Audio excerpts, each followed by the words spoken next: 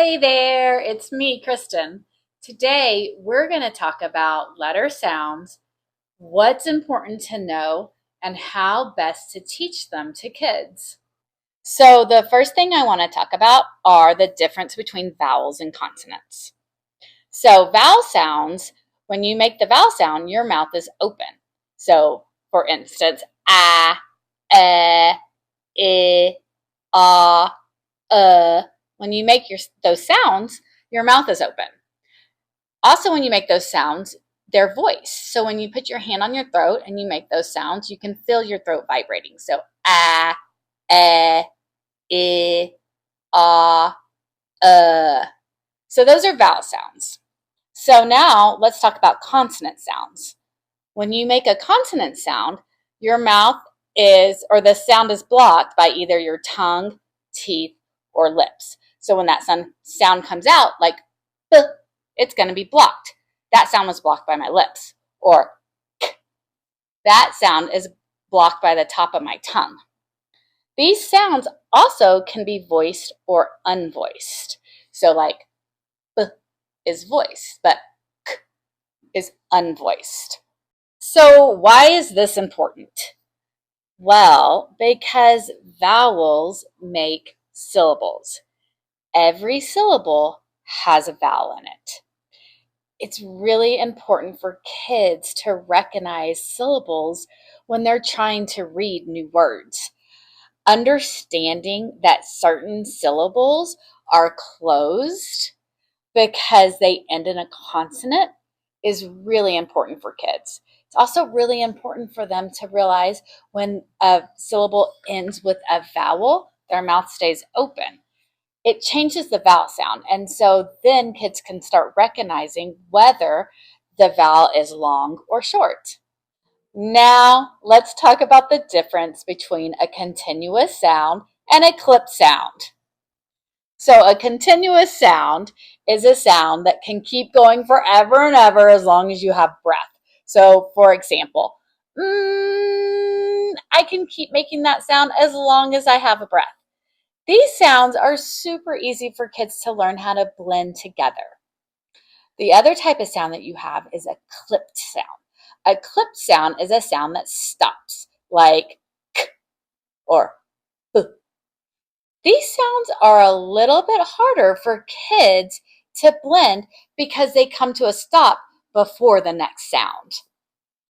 Another really important thing to understand about clipped sounds are those are sounds that are super easy to add to, and you don't want to do that. So for example, b can easily become b. That can confuse kids very easily. So let's talk about adding extra sounds onto sounds. What does that mean and why you shouldn't do that? So the reason why you shouldn't do it is because it confuses kids. In my experience, there have been so many kids that come to a word like bat and they sound it out like b at, and then they look at me very confused and they say, "But what word is that?" It's because they added that sound onto the b sound instead of just going at, that. Adding extra sounds onto words also interferes with spelling. If you're not careful and they start saying buh, then they'll start spelling bat, B-U-A-T, instead of just B-A-T, because they hear that sound when they're making the sounds.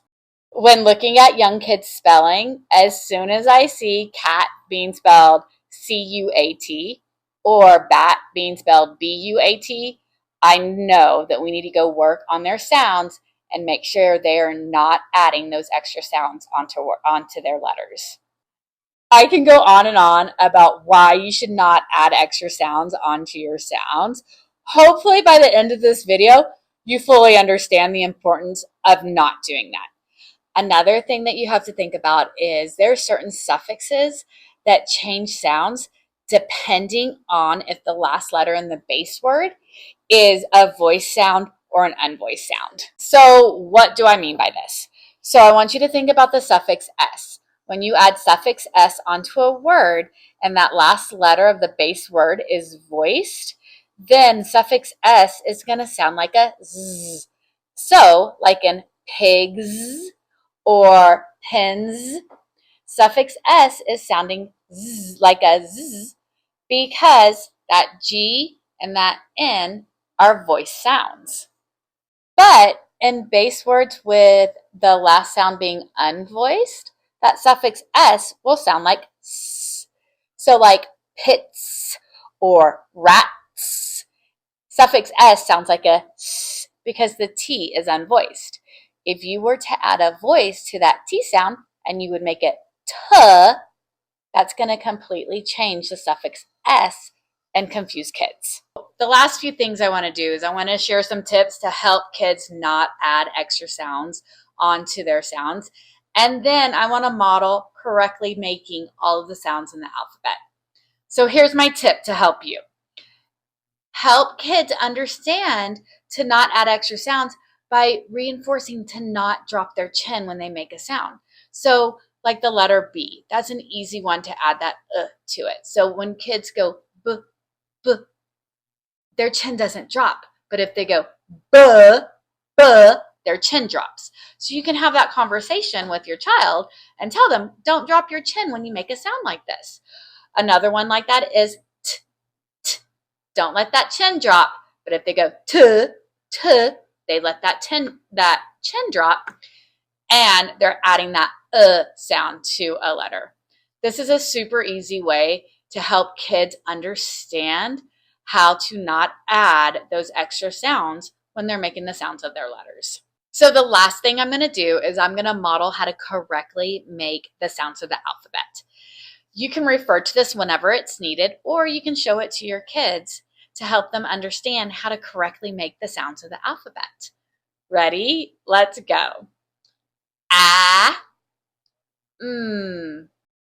S, T, P,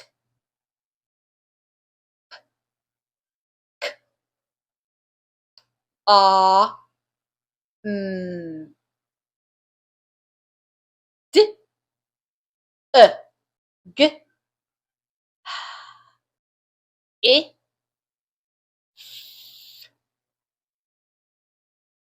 B, L, E, R, W, V, Y, Z, J, Q. Thanks for listening. And like always, if you have any questions for me, just leave a comment. And if you liked anything you heard or you want to hear more, don't forget to like and subscribe. See you later. Bye.